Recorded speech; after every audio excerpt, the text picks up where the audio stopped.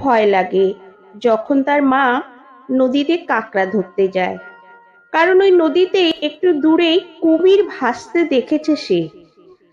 ডাঙা আর নদীর মধ্যে যে কাঁটাতারের বেড়া আছে, সেই কাঁটাতারের এপাশে গোপাল তার ছোট্ট ভাইকে কোলে নিয়ে বিষণ্ণ মনে দাঁড়িয়ে থাকে যতক্ষণ না মা ফেরে।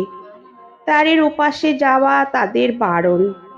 বেড়ার এপাশ দিয়ে মাঝে মাঝে দূরে ভেসে ওঠা কুমিরগুলো দেখতে পায় সে। এই মুহূর্তটুকু গোপালের বুকটা বড্ড ধুকপুক করে ভয়ে। মনে হয় তার মাটা আজ ঠিকঠাক ফিরে আসবে তো।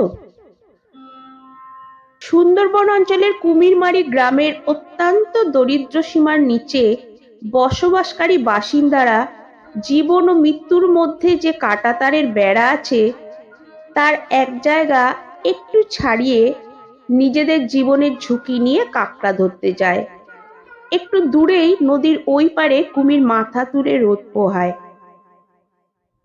একটু অন্যমনস্কতায় নিজেদের জীবন চলে যেতে পারে জেনেও জীবন বাঁচাতে নিজেদের জীবনের ঝুঁকি নেয় তারা।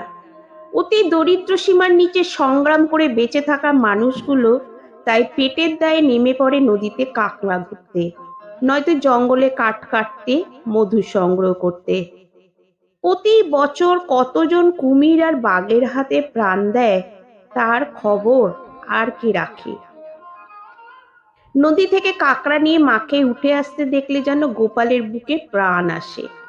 কাঁকড়া ধরা ছাড়া তার মা এখানে একবারই ফাই ফরমাসেরও কাজ করে। এই এলাকার হাই স্কুলের দিদিমণির বাড়ি। দিদিমণির ছেলে পাপ্পু এই বছর দিদিমণির স্কুলেই ভর্তি হয়েছে।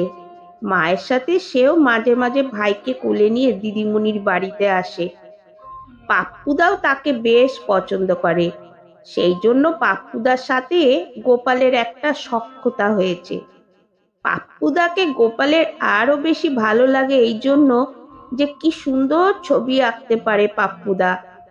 সিংহ, হাতি, ফুল, বাঘ, পাখি আরো কত কি।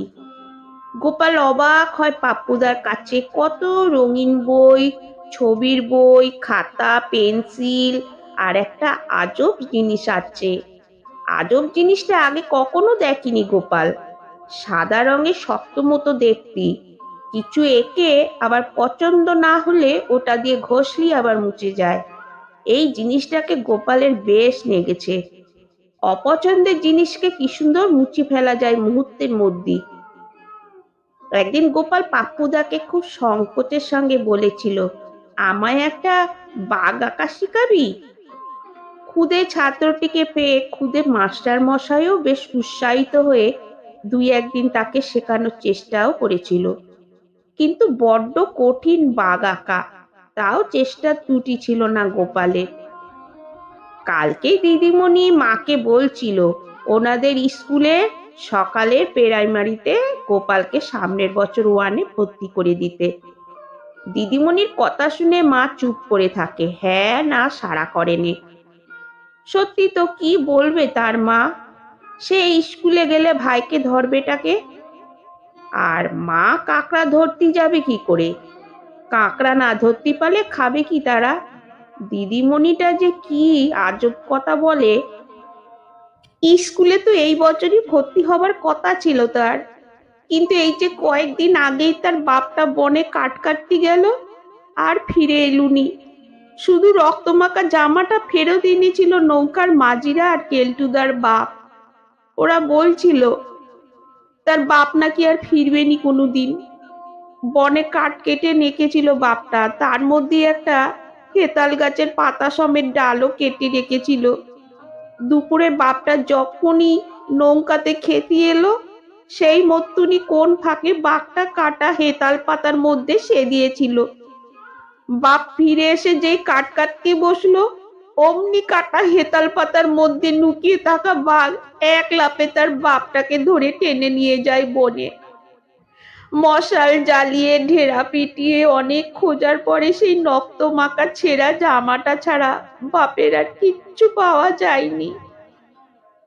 রক্ত মাখা জামাটার উপর তার মাটা আচিরি পিচিরি করে কেঁদেছিল।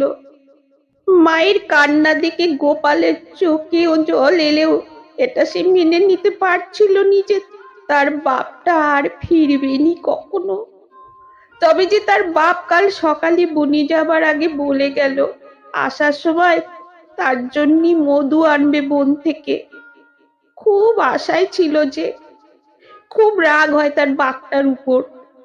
বাপটার জন্যই তার মধু খাওয়া হলো নি, স্কুলেও আর ভর্তি হওয়া হলো নি। কতবার মাকে সে জিজ্ঞেস করেছে, বাপকে কি করলি মারা যায় মা? ছেলের প্রশ্ন শুনে মা কোনো উত্তর দেয় না। হাতের কাজ সারতে সারতে শুধু মায়ের চোখ দুটো ছল ছল করে ওঠে তখন। মাটা চুপ করে থাকলেও গোপালের শিশু মনটা প্রতিশোধ নেবার জন্য বড্ড বিদ্রোহ করে ওঠে। বাপটাকে যে সে বড্ড ভালোবাসতো। সেদিন বিকেলে দিদিমণি তার মাকে বলেছিল, ও গোপালের মা, কাল বড়দিন, একটু কেক রাখবো, তোমার ছেলে দুটোর জন্য একটু কেক তুলে রাখবো, তুমি বিকেলের দিকে এসে নিয়ে যেও। পাপ্পু গোপালকে ডেকে বলেছিল, জানিস তো আজ রাতে সান্টা আসবে। সান্টা কিন্তু একজন ম্যাজিক ম্যান, তার কাছে ছোটরা যা চায় তাই পায়। বাবা শহর থেকে কাল সান্টা ক্লসের জামা টুপি কিনে এনেছে। আমিও কাল বিকেলে সান্টা সাজবো, তাই আমিও কাল ম্যাজিক ম্যান হয়ে যাব। তখন তুই যা চাইবি তাই তোকে দেব, বেলুন, লজেন্স, চকলেট, কত কিছু। গোপাল চোখ বড় করে গাল হা করে শুনছিল পাপ্পুদার কথাগুলো। অর্ধেক কথা বুঝতে পারে না সে। বড়দিন কি, কেক চকলেট কি, আর এই সান্টাটাই বা কি? বাড়ি ফেরার পথে প্রশ্নগুলো তার মাথাতেও কিলবিল করতে থাকলো। বাপটা থাকলেই জানা যেত উত্তরগুলো। মাকে জিজ্ঞেস করলেই মা বড্ড রেগে যায়, উত্তর না দিয়ে চুপ করে থাকে। আসলে মায়ের কষ্টটাও সে বোঝে। দিনরাত খাটতে খাটতে মায়ের মনটা বড্ড খারাপ হয়ে থাকে সব সময়। বাপটা মরে যাবার পর থেকে মাকে আর হাসতে দেখেনি সে। কতদিন রাতের বেলা মায়ের ফুঁপিয়ে কান্নার আওয়াজে ঘুম ভেঙে গেছে তার। যখনই এসব মনে হয় তখনই গোপালের খুব রাগ হয় বাঘটার উপরে। বাঘটার জন্যই তাদের এত দুর্ভোগ। বাঘটা যদি না তার বাপকে টেনে নিয়ে যেত তাহলে আজ এত কষ্ট থাকতো নি তার মায়ের। পরদিন বিকেলে তিন মাথার মোড়ে হঠাৎ হই হুল্লা শব্দ শুনে গোপাল ছুটে যায়। দেখে একটা ছোটখাটো বুড়ো, মুখ ভর্তি সাদা দাড়ি, মাথায় লাল টুপি আর লাল জামা পরে সবাইকে বেলুন আর লজেন দিচ্ছে। তাই তাকে ঘিরেই এত হল্লা। গোপাল দূরে দাঁড়িয়ে থাকলো। কিছুক্ষণ পরে তাকে অবাক করে দিয়ে বুড়োটা গোপালকে ডাকলো, এই গোপাল, লজেন্স আর বেলুন নিয়ে যা। ও মা, এ তো পাপ্পুদার গলা, এটা কি সেজেছে? গোপালের খুব হাসি পেল দেখে। তারপর মনে মনে ভাবলো, ও হো, এই তালে শান্তা, এর কথাই কাল বলছিল পাপ্পুদা।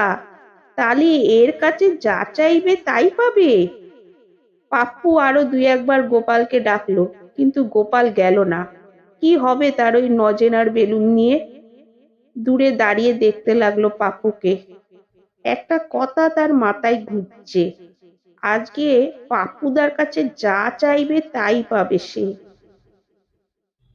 সন্ধ্যের আগে পাপ্পু সব লজেন্স আর বেলুন সবাইকে দিয়ে যখন বাড়ি ঢুকলো, দেখলো গোপাল দরজার কাছে দাঁড়িয়ে।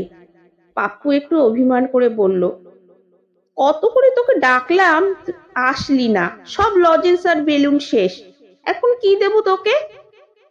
গোপাল মাথা নিচু করে পায়ের বুড়ো আঙুলটা মাটিতে ঘষতে ঘষতে বলল, নজেন চাইনি। পাপ্পু একটু অবাক হয়ে কোমরে হাত দিয়ে বলল, কি চাই তাহলে তোর?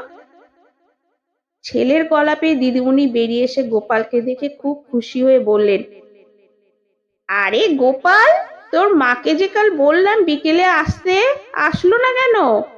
কেক তুলে রেখেছি, তুই এসেছিস ভালোই হয়েছে, যাবার সময় নিয়ে যাস বাবা। পাপ্পু আবার জিজ্ঞেস করলো, কি রে, কি নিবি বল? আসলে গোপালের কিছু চাইতে বড্ড সংকোচ হচ্ছিল।